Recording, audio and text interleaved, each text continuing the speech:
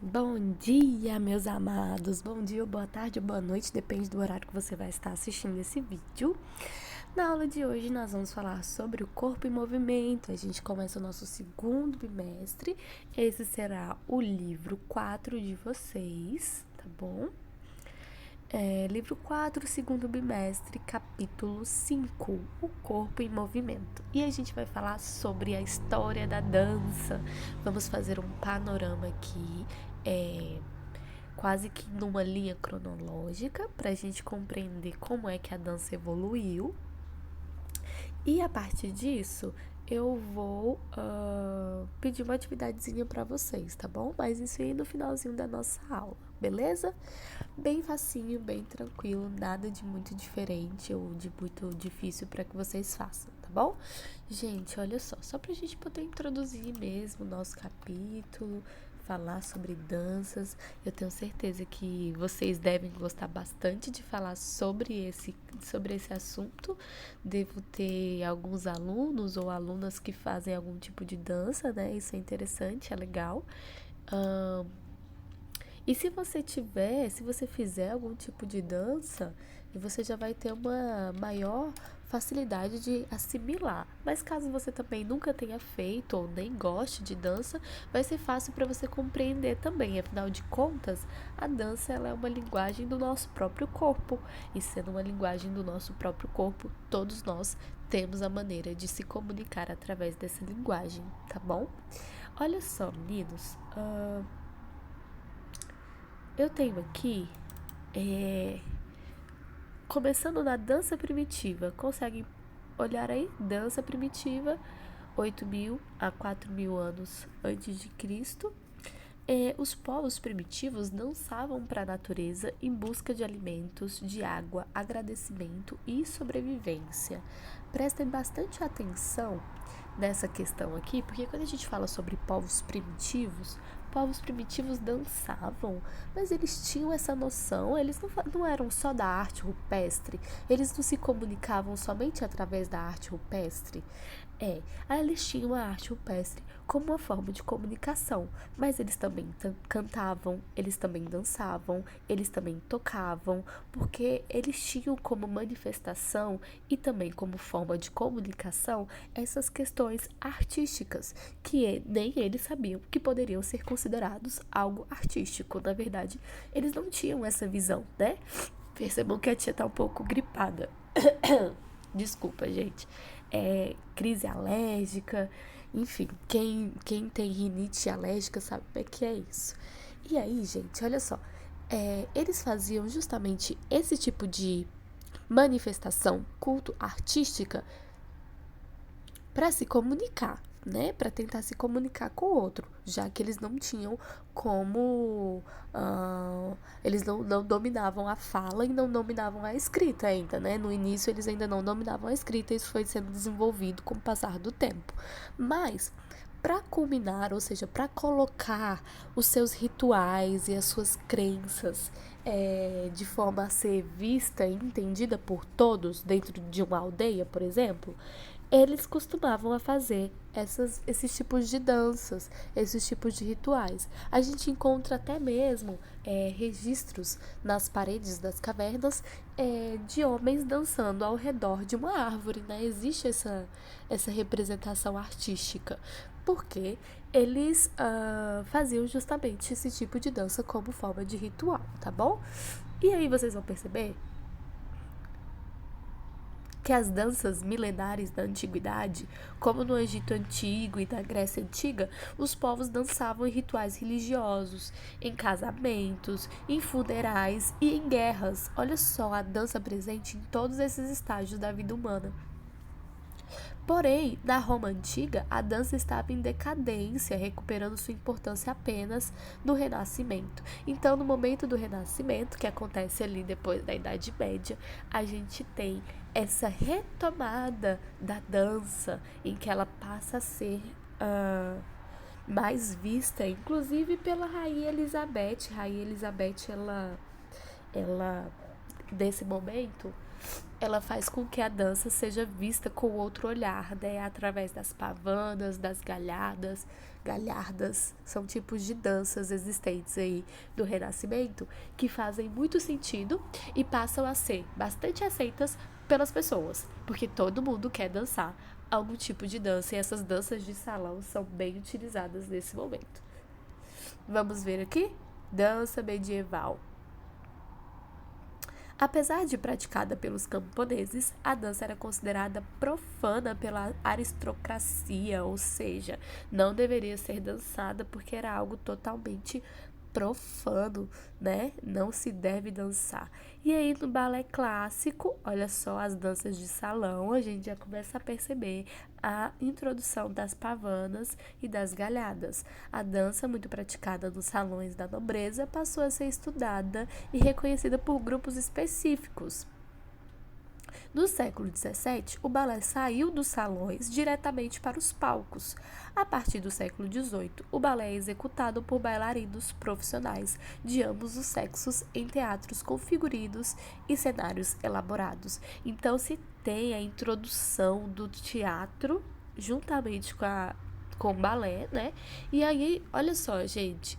A dança, ela é composta por movimentos do corpo que podem ser livres ou coreografados.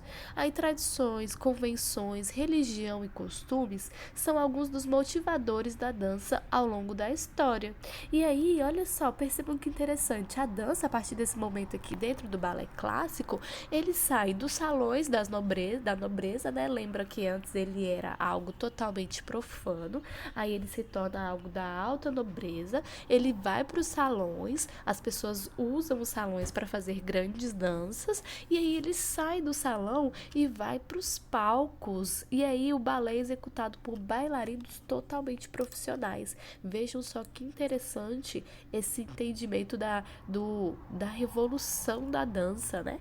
E aí a gente chega no balé romântico, surgiram temas fantásticos nos palcos de dança, como fadas, espíritos da natureza, e os bailarinos passaram a utilizar sapatilha de ponta e uma roupa totalmente característica. Quando eu falo aqui sobre essa dança com fadas, espíritos da natureza, os bailarinos utilizando sapatilha de ponta, tudo isso lembra o quê?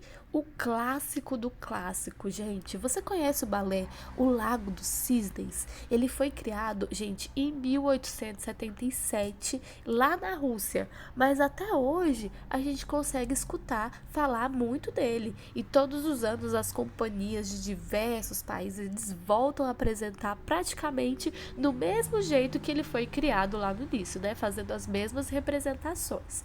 E não sei se vocês conhecem a história do Lago dos Cisnes, mas eu queria trazer para vocês um pequeno resumo sobre o que fala, do que se trata a história. Afinal de contas, vocês percebem que a partir desse ano, 1770 a 1850, a gente tem essa passagem da dança, né, com roupas mais específicas, indo para os palcos, eles colocando, né, um repertório teatral por detrás da dança, então ela passa a ter um direcionamento. Ela não é feita apenas por fazer, ela tem um direcionamento. Não que antes ela não tenha tido, como no balé clássico tinha um direcionamento, nas danças milenares também, na dança medieval também tinha um direcionamento, na dança primitiva também tem um direcionamento. O que quer dizer esse direcionamento? Tem um motivo, tem um porquê, tem uma razão. Na dança primitiva a razão era de se comunicar, na dança milenar justamente danças que estavam ligadas a rituais religiosos, a casamentos, funerais, enfim, todos os momentos da dança, né, na história da dança, ela tem um motivo, mas aqui no balé romântico fica muito claro, porque a gente começa a agregar histórias para serem retratadas, tá bom? Não que antes não tenha sido colocadas histórias, mas eu espero que vocês compreendam esse marco aqui do balé romântico.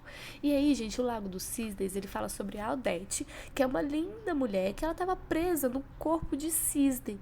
Todos os dias era a mesma coisa, de noite mulher, de dia cisne. E tudo por causa de um feiticeiro que lançou uma maldição a ela. E aí, para rebater esse feitiço, só uma jura de amor verdadeiro para conseguir reverter. E aí Odete, ela estava cansada, ela estava exausta dessa vida dupla e para piorar, as águas do lago onde viviam, elas estavam mais paradas do que nunca. E aí uma noite de verão, o rapaz foi lá e se aproximou do lago. O jovem era um Siegfried, que vivia perto dali e andava bem solitário. Foi o amor à primeira vista de Odete. E o amor correspondido, coisa rara de se ver, né, gente? Tamanha foi a felicidade de encontrar Odete que ele resolveu dar uma festa para apresentá-la a toda a família. Ele a encontraria à meia-noite, o horário em que ela já estaria sob a forma de mulher. Ansioso, ele nem percebeu que Odete chegou 10 minutos mais cedo e não vestia branco como sempre, ela estava toda de preto. A obra do feiticeiro do ingênuo Siegfried não era Odete, mas Odília, filha desse bruxo. E assim Siegfried disse: "Eu te amo, a mulher errada." Quando percebeu o engano, correu para Odete, que agora estava em forma de cisne se afogando no lago. A jovem estava morrendo, mas ainda assim o perdoou. Os dois então afundaram aos poucos até desaparecerem completamente. Até hoje vivem como espíritos livres nas águas cristalinas do Lago dos Cisnes. Essa é uma das histórias que a gente tem relacionada ao balé romântico Lago dos Cisnes. A gente tem outros também muito famosos, né? A gente tem a Gisele, o Quebra-Nozes, Dom Quixote, Copélia, entre tantos outros tipos de balé romântico. Quem faz balé sabe exatamente do que eu tô falando. Eu sei que vocês já ficam aí doidos, malucos para poder apresentar, para poder mostrar. Nesse momento eu ia pedir para que mostrassem para mim os passos do balé, os passos básicos do balé, né, que é tão interessante, a tia adora, mas o balé romântico ele é um marco, gente, é muito interessante. E aí, a gente vai para a dança moderna. Lá em 1900, no início do século XX, os bailarinos provocam uma revolução do balé. Se antes o balé era aquela coisa, né? Até hoje é totalmente polida. Eu tenho um passo para o lado, então vai ser o mesmo passo para o outro. A mulher reta, o homem, né? Com aquelas roupas específicas, se usa sapatilha e tal. Chega na dança moderna e a gente faz uma desconstrução daquele balé clássico, daquele balé romântico. Então eles provocam uma revolução no balé, propondo uma dança mais livre, mais solta, porém sem romper completamente do balé clássico. As improvisações elas passam a ser mais frequentes, enquanto no balé eu tenho uma coreografia já pronta, em que a gente ensaia em cima dessa coreografia. Na dança moderna se ensaia pensando nas improvisações. Isso é interessante também. Eu amo a dança moderna, até mais do que o balé, gente, mas é preciso entender que um está totalmente ligado ao outro. E na dança contemporânea, os bailarinos passam a se preocupar mais em transmitir os sentimentos, as ideias e os conceitos por meio da dança, que executam movimentos com técnicas precisas. A dança contemporânea propõe um protesto ou a ruptura com a cultura clássica. Com a cultura clássica. Então, se antes a gente tinha uma cultura totalmente clássica do balé romântico, a dança moderna ela começa a desconstruir isso, mas ela não perde dessa ligação com o balé. Agora, na dança contemporânea, ela surge justamente como uma forma de protesto, de dizer: não queremos ser clássicos, não queremos ser românticos, seremos totalmente o oposto disso. E a partir da dança contemporânea, vem vários estilos de dança provenientes dele e são muito interessantes. Eu tenho certeza que todos vocês adoram um hip hop, adoram funk. Quando eu falo funk, não funk brasileiro, mas o início do funk, né? E aí as suas derivações. É bem interessante, gente. Olha só. E aí eu separei pra vocês, deixa eu só ver o tempo. Eu separei pra vocês aqui um vídeo da companhia nova-iorquina Les Ballets Trocadero de Monte Carlo, que ele vai interpretar um cisne, que é um animal muito presente na história da dança, como vocês viram na história do Lago do Cisne, né? Falando ainda sobre o balé clássico, sobre o balé romântico. Só que esse grupo em específico, ele é composto apenas de homens, E eles dançam vestidos de mulher e vão parodiando as obras consagradas do repertório clássico. O que é parodiar, gente? Eles imitam outras obras artísticas de forma mais bem-humorada, muitas vezes fazendo críticas, fazendo essa desconstrução do balé clássico. E os trocadeiros, como também são conhecidos, eles fogem completamente aos padrões da dança clássica tradicional. Eles fazem piadas, caretas, caem em cena, se empurram, enfim. Usam até as sapatilhas de ponta, que é o adereço historicamente destinado apenas às mulheres, né? E eles, enquanto homens, utilizam a sapatilha de ponta nas suas apresentações. E aí, se fizesse parte de uma companhia de balé convencional, certamente eles seriam vistos como esses patinhos feios da mesma forma da história do Lago do Cisne, né? Mas eles são verdadeiros cisnes que fazem sucesso no mundo há mais de 40 anos com as suas apresentações. E aqui eu separei para vocês uma parte desse vídeo interessante para que vocês vejam essa diferença do balé clássico, que vocês já conhecem, para esse balé do grupo Les Ballets Trocadeiros de Monte Carlo.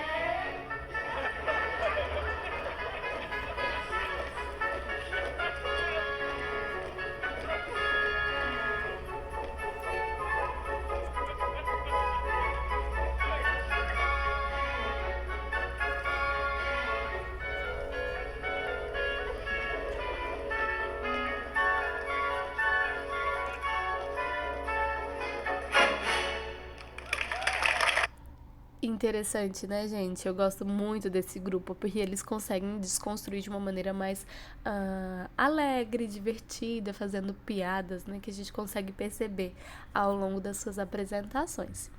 E aí, meninos, como tarefa de casa para vocês, eu peço que vocês escolham um tipo de dança e façam essa breve pesquisa sobre ela. Que breve pesquisa, professora?